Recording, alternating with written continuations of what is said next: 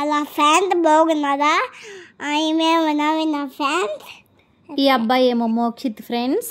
వామ్మో మా వాడైతే నాకు పోటీకే వచ్చేస్తున్నాడని చెప్పొచ్చు. ఇక వాయిస్ ఓవర్ నేను ఇస్తుంటే వాడిస్తానని చెప్పేసి ఇక చెప్తున్నాడు, విన్నారు కదా. ఇక నేనైతే నవీనానంట.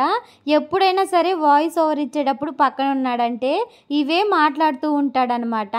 ఈరోజు ఏంటంటే ఆ క్లిప్ అయితే డిలీట్ చేయకుండా ఇలా యాడ్ చేసేసాను. ఏంటక్క సరే కానీ ఇప్పుడు ఏం చేస్తున్నావు అంటారా, గులాబ్ జాములు అయితే చేస్తున్నానండి. సో లాస్ట్ వీడియో కంటిన్యూస్నే అనమాట. హలో అండి, నేను మీ నవీనాని. Welcome to our channel Naveena blogs అండి.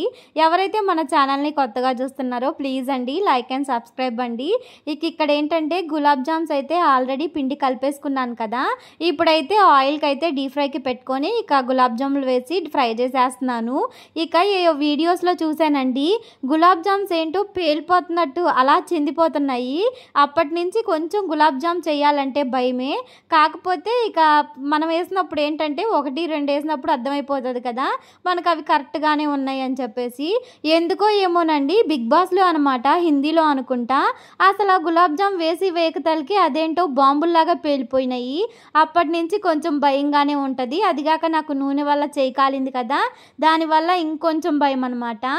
ఇక్కడైతే గులాబ్ జాములు చూసారు కదండి, ఎక్కడా పగులు లేకుండా చాలా అంటే చాలా పర్ఫెక్ట్గా వచ్చాయి. ఇక్కడైతే మనకి గులాబ్ జామ్ బాగా రావాలంటే మనం పిండి కలుపుకునే దాంట్లోనే ఆధారపడి ఉంటుందండి. మనం ఏంటంటే గట్టిగా కలిపేసుకున్నామంటే లోపలైతే గులాబ్ జామ్ పిండి ఉడకదనమాట.